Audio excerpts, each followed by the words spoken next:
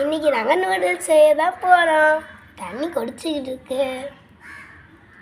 தண்ணி நம்ம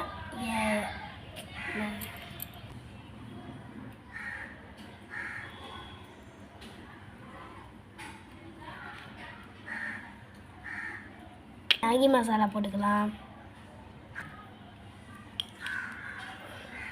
இது கொதிச்ச உடனே நம்ம மேகி போட்டுக்கலாம்.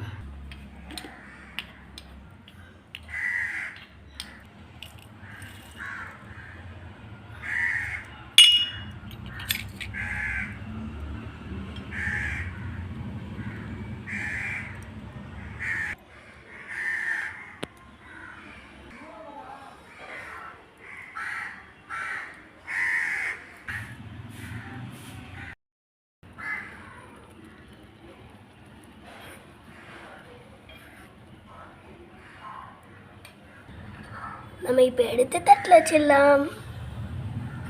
மேகி ரெடி ஆயிடுச்சு. இப்போ சாப்பிடலாம்.